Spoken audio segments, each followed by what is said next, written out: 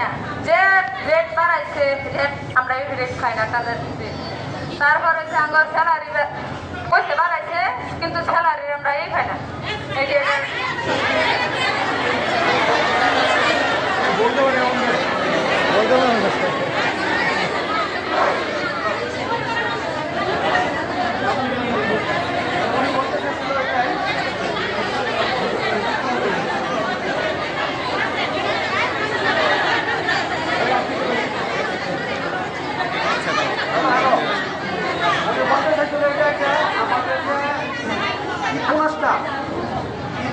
প্রত্যেকটা স্টুডেন্টকে দেখা যায় যে 60% 50% বোনাস দেওয়া হয় প্রত্যেকটা ঈদেই। আর আমাদের এই পরীক্ষা শুধু আজ থেকে 10 বছর আগে যে বোনাসটা পাইছিলাম এখন এই বোনাসটা দিয়েই আমরা করে রয়েছি,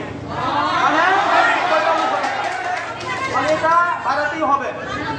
আর দ্বিতীয়ত কথা হচ্ছে আমাদের যে পড়াশোনার বোনাসটা এই অন্যান্য বাংলাদেশের প্রত্যেকটা বেতনীতি 30% বা 35% দেওয়া হয়, আমাদের শুধু 20% দেওয়া হয়। এটা কি সত্যি নাকি? আর আমাদের এটা কাজের রেট, আমাদের কাজের রেট আমরা খুব স্বল্প রেট আমরা কাজের রেট পাই। এটা রেট বাড়ানোর জন্য আমরা আজকে আবেদন করতেছি। আর দ্বিতীয়ত বিষয় হচ্ছে আমাদের যে শ্রমিকের যে একটা ন্যায্য একটা মজুরি দেওয়া হয় 13,500 টাকা, এই 13,500 টাকা শুধু আমাদের লোক টাকানো মাত্র, এছাড়া কিছু না। 13,500 টাকা অনুযায়ী আমাদের বেসিক কিন্তু 4500 টাকা হয় না।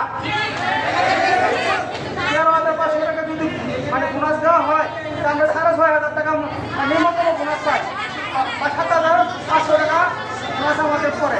আচ্ছা যাই হোক, আর আমাদের কিছু হইলে যে ভর্তুকি স্যালারি লাগে আমাদের টাকাটাবি করে কিসের জন্য ভর্তুকি স্যালারি পায়, অথচ দেখা গেল যে আমাদের এই সাইডা কালেকশনে কোনো শ্রমিক 20 বছরের নিচে কোনো চাকরি বয়স হয় না। কিন্তু আমাদের এই যে ফ্লোরে কাজের যে সিস্টেম, যেগুলো কাজ আমরা অ্যাভেলেবেল আছে কিন্তু মোড়া গেছে আমরা কাজ পাই না, বাইরে কাজ দেওয়া হয় আমাদের সাথে মোড়া গেছে।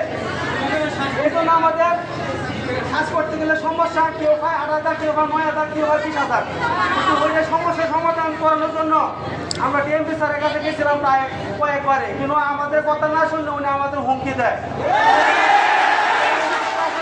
লোক আছে, এই আছে, সে আছে, উনি তো আমাদের স্যার, উনি তো আমাদের সমস্যার সমাধান করতে